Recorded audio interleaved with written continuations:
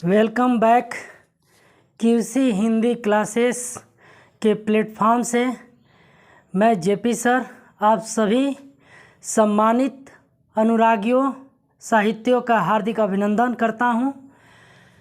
आज हम हिंदी के एक ऐसे चर्चित कवि के बारे में बात करेंगे जो पूरा कह सकते हैं कि काव्य के अंदर पूरा श्रृंगारिता, पूरा वात्सल्यता कहीं ना कहीं हम लोगों के बीच वो चीज़ लाने का पूरा प्रयास किए हैं। जी हाँ मेरे सभी सम्मानित छात्रों, और वो हैं कवि सूरदास। जैसे कि आप लोग बोर्ड पर देख सकते हैं, मैंने कवि सूरदास लिखा है। कवि सूरदास जी का जीवन परिचय यानी उनके परिचय के बारे में बताने से पहले थोड़ा सा हम पीछे चलते हैं। हिंदी साहित्य को रामचंद्र शुक्ल जी ने 4 भाग में डिवाइड किए थे। पहला आपका आदिकाल, दूसरा भक्ति काल, तीसरा रीति काल और चौथा आधुनिक काल। जी हाँ, तो जो हमारा दूसरा काल है वो है भक्ति काल, और भक्ति काल से ही सूरदास जी का निर्माण यानी वहीं से उनको रखा जाता है। यह कह सकते हैं कि भक्ति काल के अंतर्गत ही सूरदास जी आते हैं। भक्ति काल को 2 भाग में डिवाइड किया गया था, एक था निर्गुण और एक था सगुण। निर्गुण के बारे में आपको नेक्स्ट वीडियो में कभी बताएंगे। हम बात करेंगे सगुण के बारे में। सगुण के अंतर्गत यानी सगुण काव्यधारा के अंतर्गत सूरदास आते हैं। सगुण को भी 2 भाग में बांटा गया है, एक है राम भक्ति धारा और एक है कृष्ण भक्ति धारा। यानी जो राम के अनुयायी थे, जो राम भगवान को मानते थे, जैसे तुलसीदास और भी हैं अग्रदास, जो लोग राम भक्ति के अनुयायी थे, उपासक थे, उनको राम भक्ति धारा के अंतर्गत रखा गया है। और जो लोग कृष्ण भक्ति यानी कृष्ण भगवान को जो मानते थे, उनको कृष्ण भक्ति धारा के अंतर्गत रखा गया है। ये 2-3 पॉइंट मेरा बताने का एक ही ताल्लुक है, एक ही मकसद है कि सूरदास का अगर हम जीवन परिचय स्टार्ट कर रहे हैं तो हमें कहीं ना कहीं यह जानकारी होना चाहिए कि सूरदास किस काल के कवि हैं। तो इस तरह यह क्लियर होता है कि सूरदास भक्ति काल के अंतर्गत, सगुण धारा के अंतर्गत, कृष्ण भक्ति धारा के कवि माने जाते हैं। आगे ये माना जाता है कि इनका जो जन्म हुआ था, इनके जन्म को लेकर भी कई विद्वानों का अलग अलग विचार है। कुछ विद्वान जैसे नागेंद्र दास, गणपति दास, ये लोग कुछ विद्वान ये मानते हैं कि इनका जन्म 1478, याद रखिएगा, डेट याद रखना है आप लोग को, सन 1478 ईस्वी में कुछ विद्वान रुनकता मांगते हैं। रुनकता जगह, रुनकता, और ये रुनकता जगह कहाँ पे है तो मथुरा। मथुरा तो आप लोग सुने हैं, जो यूपी में है, मथुरा क्षेत्र। और कुछ लोग रेणुका क्षेत्र भी मानते हैं, रेणुका क्षेत्र। ये लगभग 2-3 विद्वान मानते हैं, जैसे मैंने अभी आप लोग को बताया कि डॉक्टर नागेंद्र दास, नागेंद्र जी, गणपति जी, ये कुछ विद्वान मानते हैं कि नहीं, इनका जो जन्म है 1478 ईस्वी में रुनकता नामक ग्राम में मथुरा के निकट रेणुका क्षेत्र में हुआ था। जैसे कि मैंने आप लोग को बताया कि इनके जन्म को लेकर भी विद्वानों का अलग अलग विचार है। इसी तरह कुछ विद्वान जैसे हजारी प्रसाद द्विवेदी,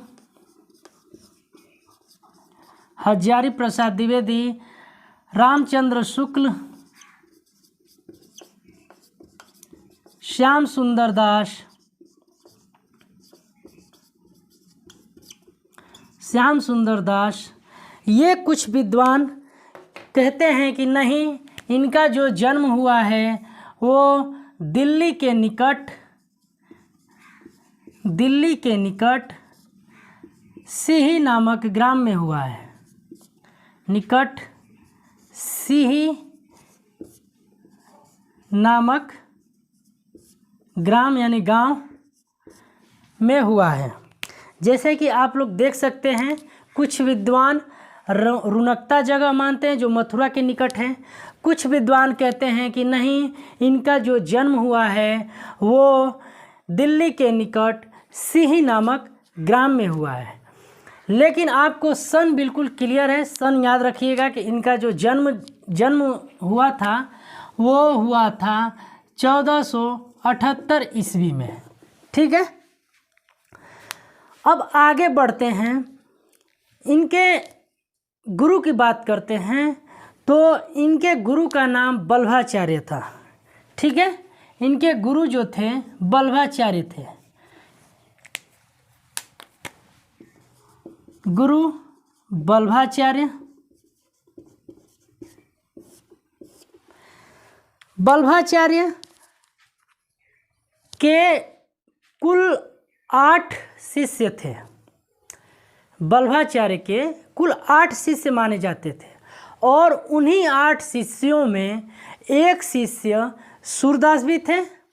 सूरदास के अलावा जैसे कुंभन दास, परमानंद दास, नंददास, है ना, कृष्णदास, ऐसे मिलाकर टोटल 8 उनके शिष्य थे। और उन्हीं शिष्यों में सूरदास भी आते थे। और सूर्यदास उन 8 शिष्यों में सबसे अधिक प्रसिद्ध, यानी कह सकते हैं कि सबसे लोकप्रिय, सर्वाधिक प्रसिद्ध थे, यानी उनका स्थान पहला माना जाता था। ऐसा बल्भाचार्य के शिष्यों की बल्भाचार्य के अंतर्गत माना जाता है। आगे फिर बढ़ते हैं। फिर ये भी कहा गया है कि इन 8 शिष्यों में जो अष्टछाप हैं, इन 8 शिष्यों में पहला स्थान किसका रखा गया है? सूरदास का। इसलिए सूरदास को कभी कभी कुछ विद्वानों ने इनको अष्टछाप का शिष्य या अष्टछाप का कवि या पुष्टि मार्ग का कवि भी मान लेते हैं। ठीक है ना, अब क्लियर हुआ इनको क्यों अष्टछाप का कवि कहा जाता है, क्यों अष्टछाप का शिष्य माना गया है? क्योंकि 8 शिष्यों में बल्भाचार्य ने इनको सबसे अधिक लोकप्रिय मानते थे। क्लियर है। अब आगे बढ़ते हैं, इनके उपनाम की बात करते हैं। सूरदास के उपनाम, तो इनका उपनाम की अगर हम बात करते हैं तो उपनाम में इनका नाम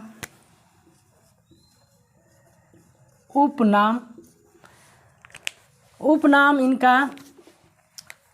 इनको श्रृंगार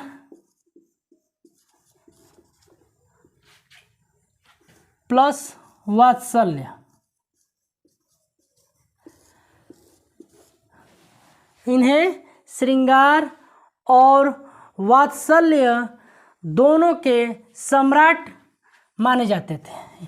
यानी श्रृंगार के भी सम्राट माने जाते थे और ये वात्सल्य के भी सम्राट माने जाते थे। आगे बढ़ते हैं।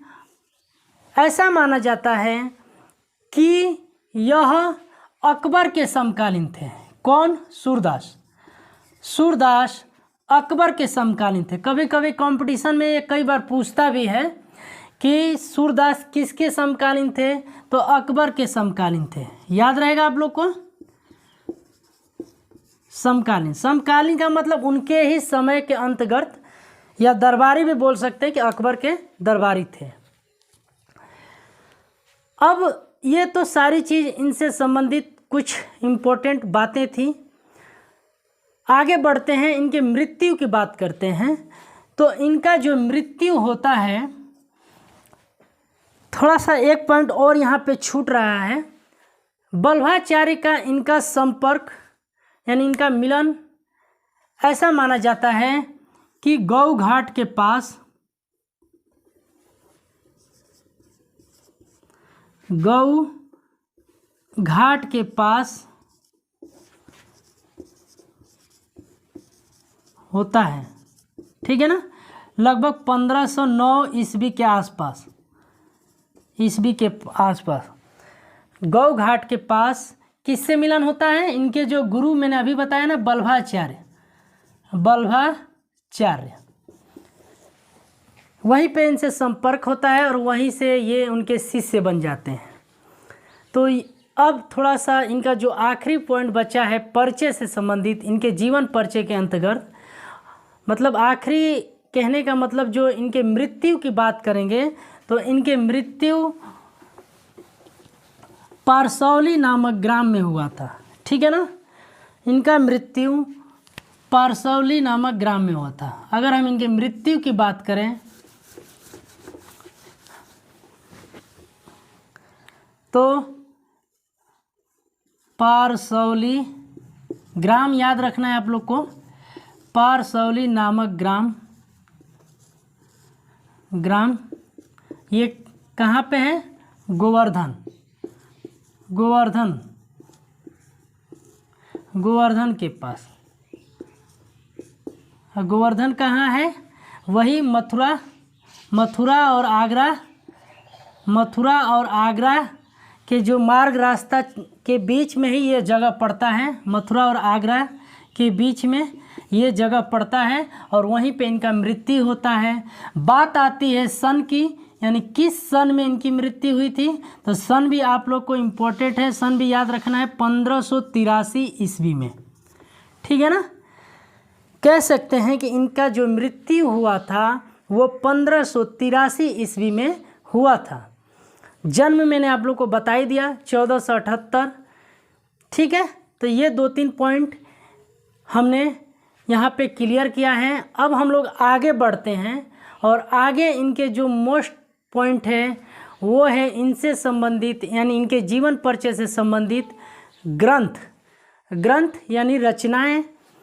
ऐसा माना जाता है कि सूरदास जी ने लगभग 25 ग्रंथ लिखे थे, है ना। कितने ग्रंथ? 25 ग्रंथ लिखे थे। ऐसा माना जाता है कि इन्होंने लगभग 25 ग्रंथ लिखे थे, लेकिन उन 25 ग्रंथों में सारे ग्रंथ को प्रमाणित नहीं माना गया। यानी कह सकते हैं कि उनमें से कुछ ही ग्रंथ को आज भी याद किया जाता है। जो वो कौन कौन से हैं, तो उनके लगभग 3 ही ग्रंथ को ज़्यादातर हम लोग याद रखते हैं या पढ़ते हैं, लेकिन ऐसा माना जाता है कि इन्होंने 25 ग्रंथ लिखे थे। और वो 3 ग्रंथ कौन कौन से हैं, आइए देखते हैं। सूरदास के 3 ग्रंथ, पहला सूरसागर, पहला ग्रंथ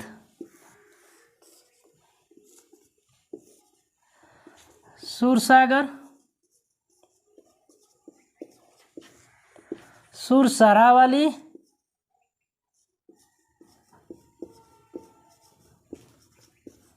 और तीसरा जो है साहित्य लहरी।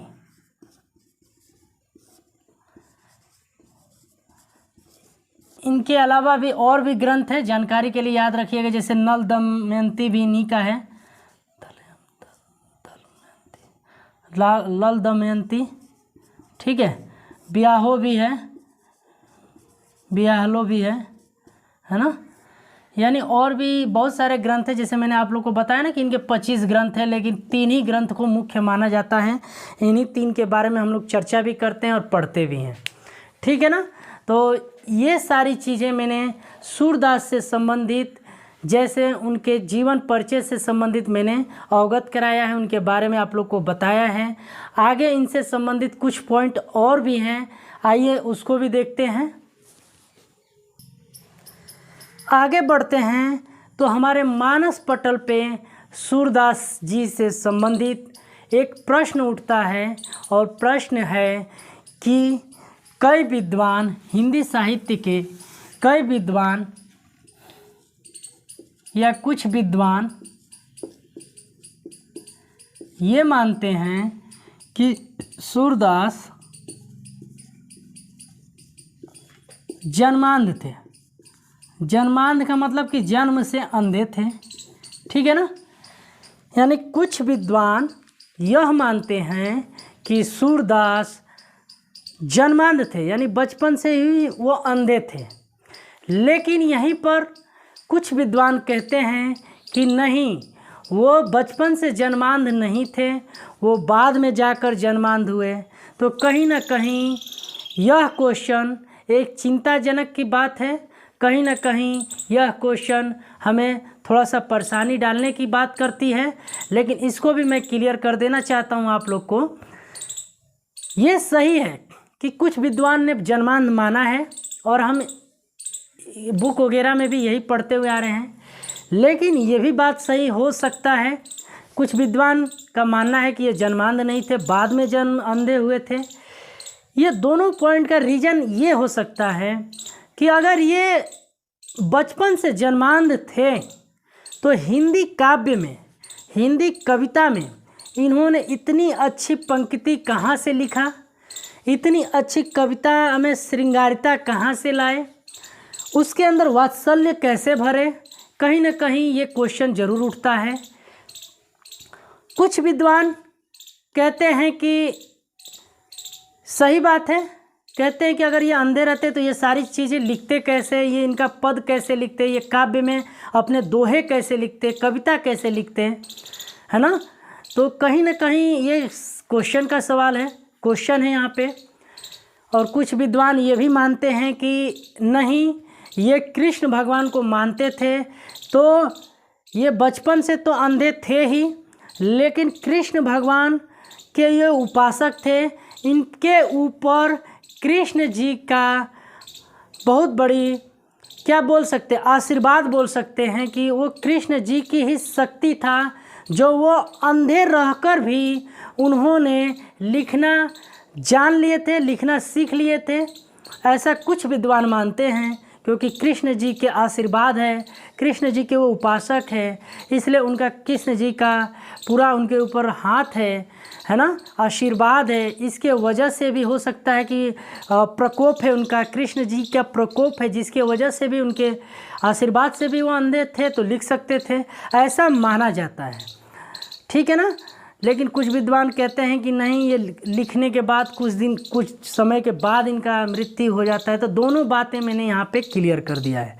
लेकिन अगर हमारे हिसाब से पूछा जाए तो मैं भी यही मानूंगा कि वो सचमुच जन्मांध थे, ठीक है। लेकिन जो भी है, ये चीज़ जो हमें मिल रहा है ज्ञान, वो सारी बुक से मिल रहा है, तो जो दिया गया उसी को हम लोग को मानकर चलना है।